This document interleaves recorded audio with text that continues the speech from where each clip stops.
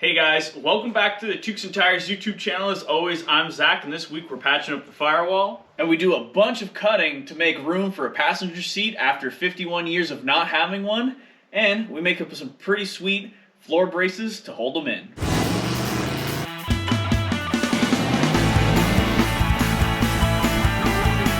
Hey, is that Timmy's? Yeah, because we're in Canada, dude. Okay guys, so you already heard what we're trying to accomplish in today's video, but just before we jump into all this stuff, I just want to thank everybody that came out to Motorama, came by the booth, grabbed a free sticker, bought a t-shirt, talked to me about your projects. It was awesome putting faces to names to everybody that comments down below, so that was super cool. I took about a week off after Motorama, did a few small things on the car, so I'll catch you guys up to speed what we did on that.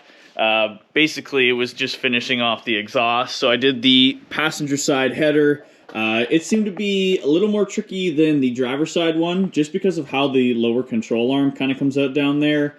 And obviously because we chopped these big block Chevelle headers up to make LS ones, they're probably not in the right spot, but I was able to just tip the header just a little bit to make it work down there. So that was awesome. The steering stuff, we got that all buttoned up. I ended up putting a new universal joint down there. Lacey, can you see it? So that's a 3/4 inch by 36 spline joint. That's what the steering box is, so it worked out pretty perfect. It's now collapsible, so you can take it apart. Before it wasn't in the car because somebody like fully welded it for some reason. But now you can slide this down, take this bolt out of the shaft here. I do have a grade 8 hardware bolt to go into there, but you are able to get the header out from above once you slide the steering shaft out of the way. I don't know once the manifold or like the valve cover goes on if you'll be able to do that, but you can slip the header out from underneath the car and it will go in place. Lacey, what do you think? I think that's all right. But now, what we're gonna do is, because we want a passenger seat in this car, and originally they obviously didn't have one because this had side dump exhaust and 180 headers. So the headers used to wrap around the back of the block. The passenger side one was pretty straight. And then over, if we go to this side of the car, you'll be able to see that they actually had holes out the side of the body there where the exhaust came out. We won't be able to do that because I want a passenger seat, but we do have something else cool planned for exhaust on this car, but you guys will just have to wait for that video once we get there. But we're going to be chopping out all this sheet metal that's in here. Hopefully we'll be able to reuse this stuff so I can patch up the floor with it because there's enough of it. I'm pretty sure we will be able to. And what's nice is they used a lot of rivets and it's only tacked in certain places. So we should be able to grind all that stuff off and pull those sheets out of the car. We'll probably take out this seat while we're at it just so that it's not in the way.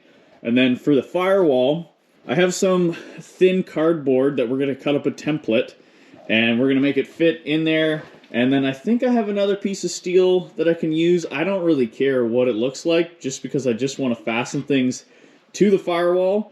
So, you know, whatever we got's going to work. But we just need to be able to fit it in here while this mock-up block is in here, so I'm not, you know, getting the new motor all dirty once we throw it in. So I think what we're going to do is we're going to start taking that steel out of there, and then we'll jump onto this Firewall. What do you think, Lacey? You think that's a good plan? All right, here we go.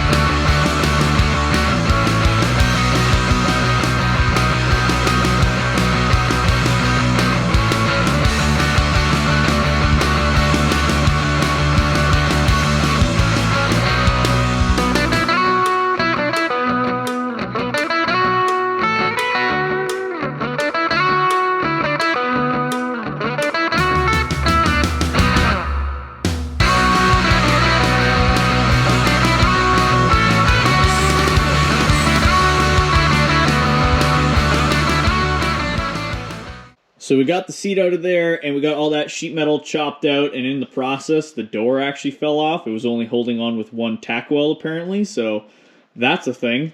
But this gives us lots of room to figure out how we're going to run our sheets for the floor and do supports and stuff like that. The seat has definitely seen better days. This is our junk pile. I'm going to keep the gas pedal because I'm going to reuse that. Trying to reuse as much as possible from the original car. We're going to keep a piece of material off the seat because in an upcoming video we're going to need a piece of that.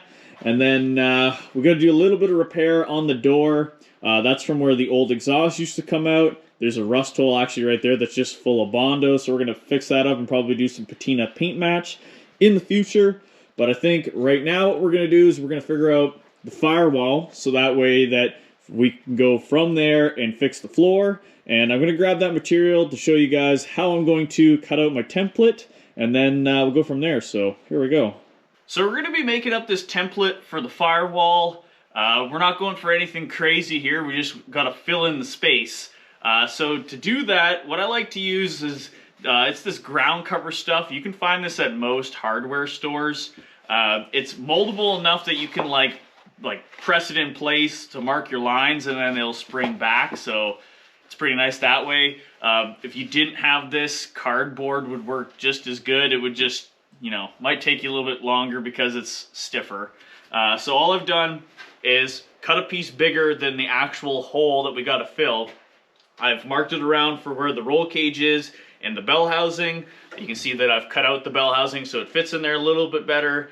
And then I climbed inside and actually marked the line of where the cutout actually is. I'm going to leave it a little bit bigger so that way we can weld to the material here, and then afterwards I'll just go and seam seal the whole thing.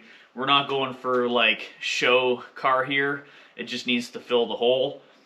So I'll get this piece out, we'll trim it up, and then we'll try to transfer it to the steel that we actually took out of the car because that's big enough. Then we can cut it out, try to fit it in here. It'll probably be a lot of messing around trying to get that steel piece into here because the cardboard is gonna fit better than the steel. But we'll get that cut out and then we'll see if we can fit it in here and then start burning it in. So here we go.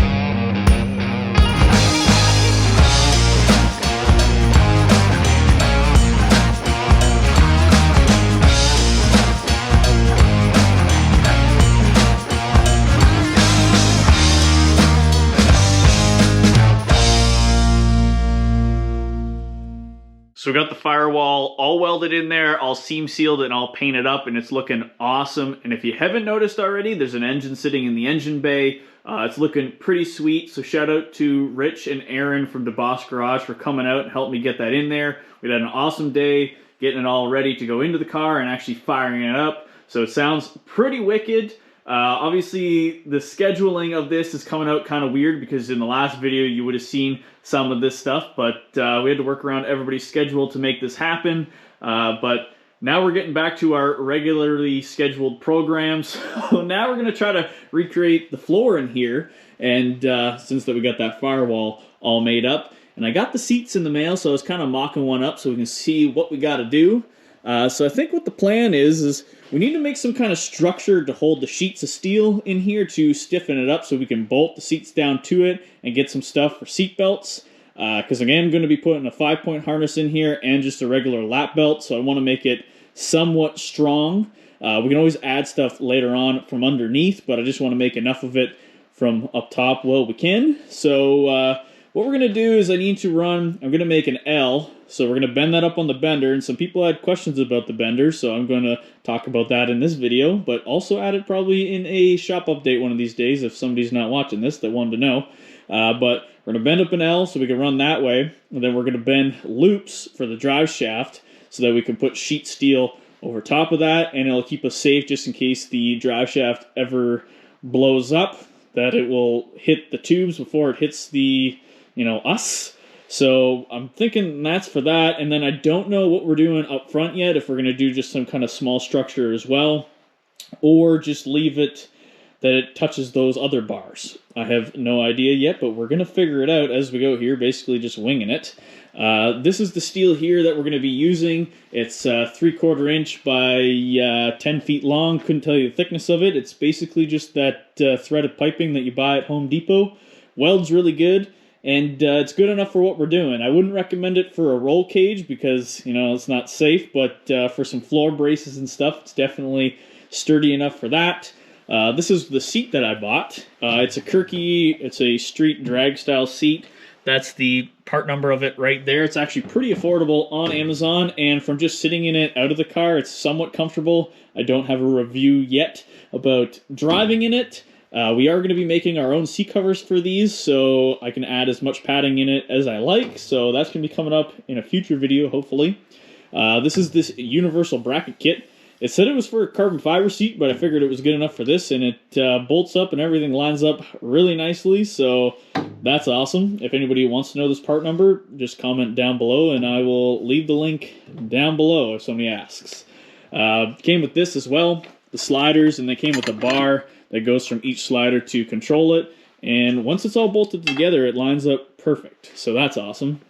But now what we're going to do is I'm going to measure up some bars, I'm going to cut them out, and then we'll come back to once I'm at the bender, because I'll just explain it once I cut it of how I measured it. So here we go. Lacey, what do you think? Nothing. Okay guys, so we're going to be bending up our first tube here, but just before we get into that, I thought we would talk about our bending rig that we're using.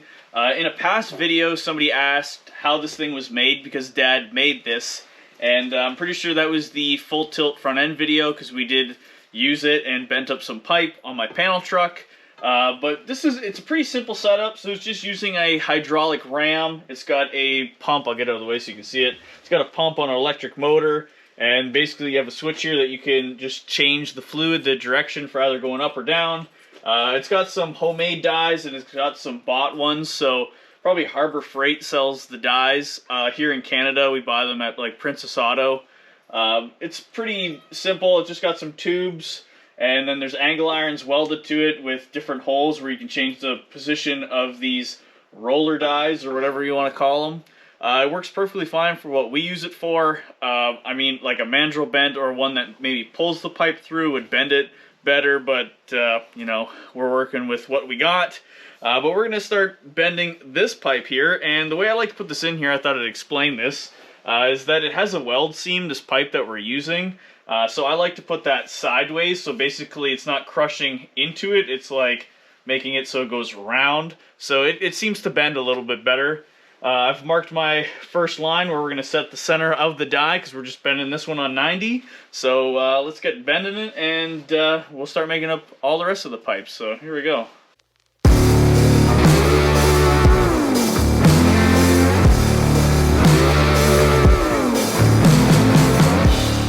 I Okay, so we got that bar bent up on the bender over there. It turned out pretty wicked. I did have to tweak this angle a little bit to get it to where I wanted it to be in the car.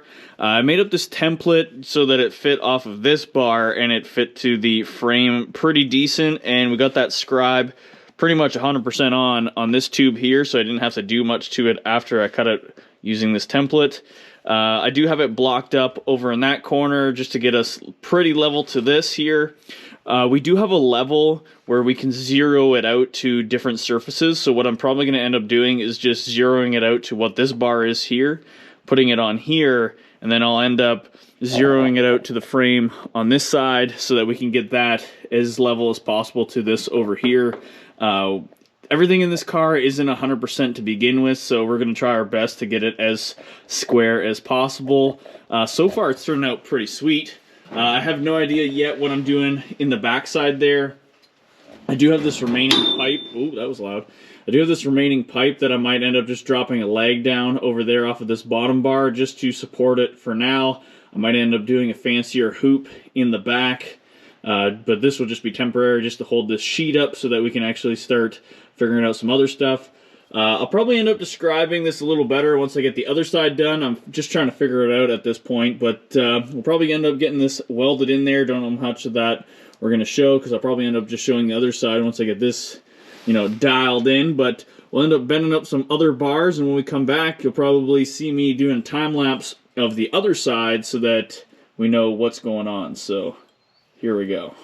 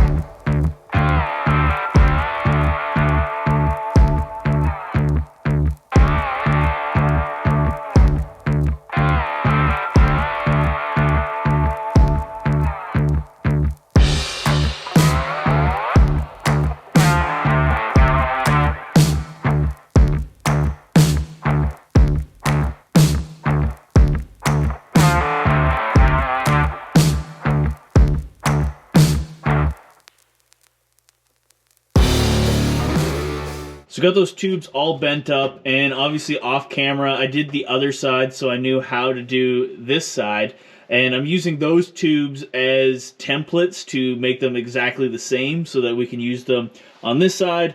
I've already spent time, obviously you saw me cleaning all this stuff, so all these tubes turned out pretty wicked. But basically all we got to do now is scribe them to the frame rails and stuff like that and make all our supports to hold them up. So I'm going to start cutting that and getting them to fit so we can weld them in. So here we go.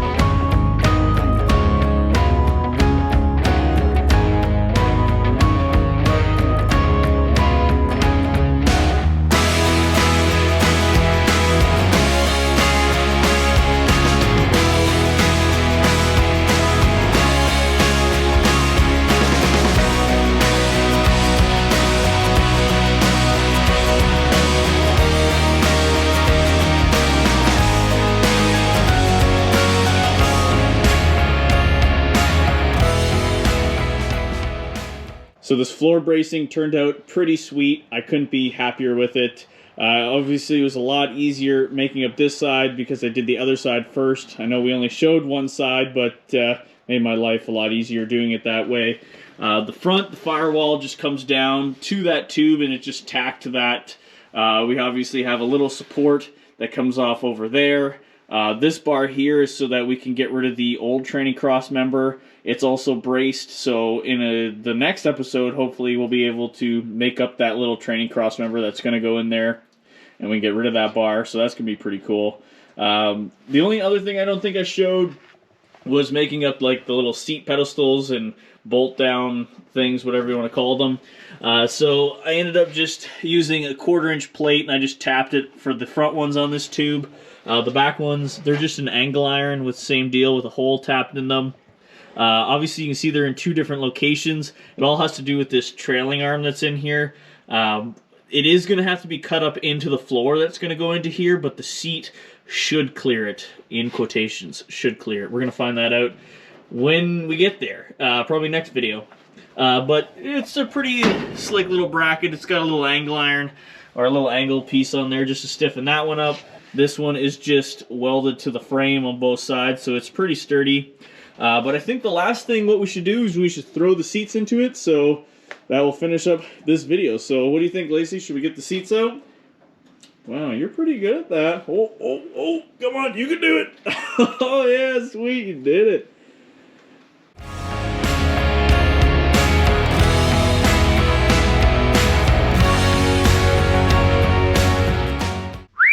Would you just look at those seats in there? They're friggin' nicer than the whole entire car. But they turned out pretty wicked. I couldn't be happier with them. I spent a little time messing around, getting them working perfectly. The passenger side one, it just worked flawlessly. I didn't have to do anything to it, just bolt it down. This driver's side one, I must have had one of the seat rails a little bit crooked, so I just had to oval one of the holes out just to kick it over. So if you're doing this, make sure that they're parallel, both of them, because what happened is when I put it in, it worked perfect forward, but going back it got a little tight and then you couldn't move the seat forward. So that's just a little error on my part. I didn't notice that it was off, but simple little fix. So now it works perfectly fine. They're super affordable for what they are, just a aluminum Kirky race seat and the universal seat slider. Just search that stuff up on Amazon. It came up with like one of the first things, so I would definitely recommend both of these. Like I said, comment down below if you want that part number. I'll try to find it, and I can always put it down in the description. But it's kind of wild to think that this car hasn't had a passenger seat in it since 1972. So that's 51 years that it's only been a single-seater. But obviously times change, and I think it's a lot more fun to do burnouts and donuts with a passenger than just yourself. So, you know, that's something to think about. But I think that's going to do it for now, for this video. We still have, obviously, a lot of work that we have to do actually making the floor stuff. But this is definitely a great step in the right direction. So you guys will just have to wait till the next video on what we do. We're actually going to make up a homemade little mandrel bender thing because I want to make up a pretty nice hoop for the drive shaft loops, and I don't have anything to make that up. So we're going to take some stuff we got laying around the shop, make up that, and we might even try to get a shifter in this thing so maybe we can start driving around soon. But thank you guys so much for watching. This video took a little longer to get out. I took a week off after Motorama, and then after that, I got a freaking eye infection, and I've never had that in my whole entire life, so that was something to deal with. Make sure you guys take care of yourself. You know, if you're feeling dull, you know, or you're not doing so hot, you know, take a break. So definitely something to think about. But I think that's going to do it for now. Thank you guys so much for watching. Thank you guys so much for subscribing. And as always, don't forget to salute the beaver. We'll catch you next time.